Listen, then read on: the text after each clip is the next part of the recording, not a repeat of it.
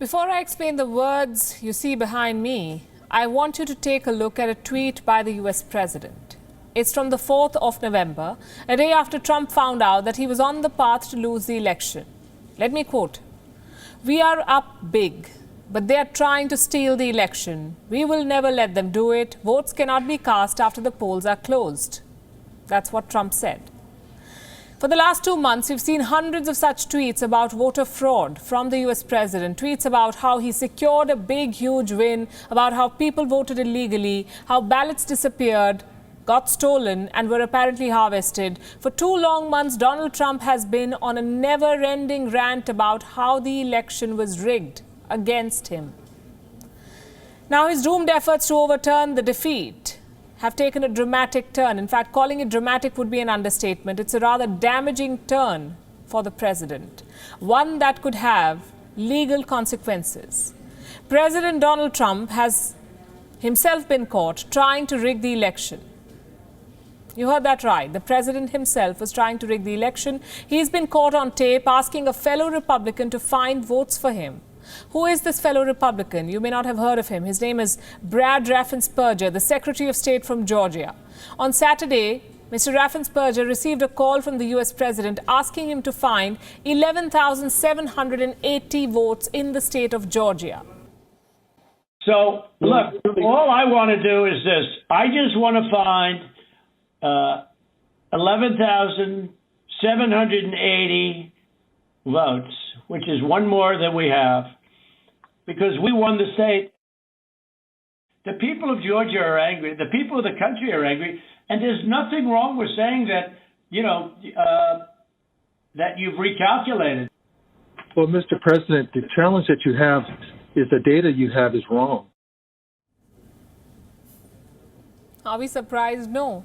Has Donald Trump confessed? Definitely not. In fact, nothing has changed at all for the US president. Donald Trump says he was only trying to inquire about voter fraud, something that Brad Raffensperger had no clue about. Does Raffensperger agree? He does not.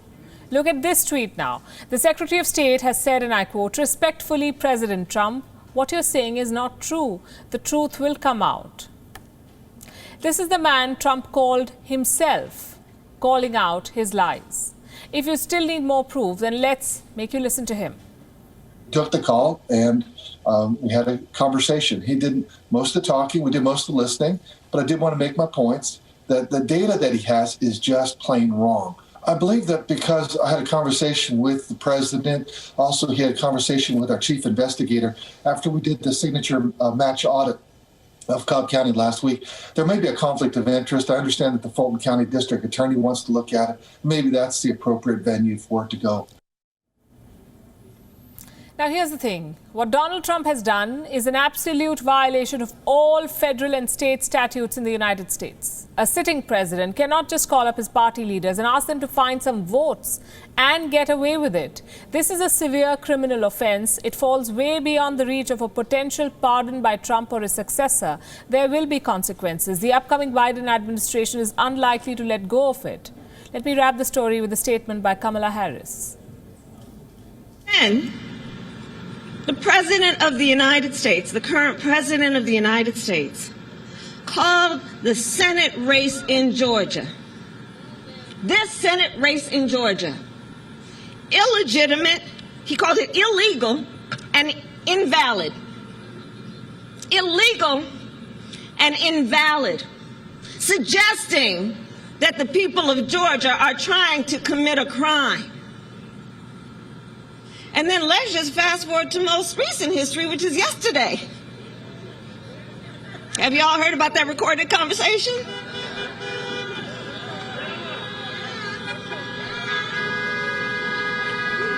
Well, it was, yes, certainly the voice of desperation.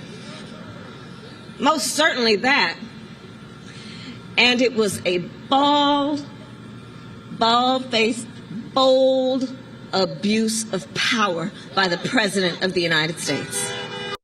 WION is now available in your country. Download the app now and get all the news on the move.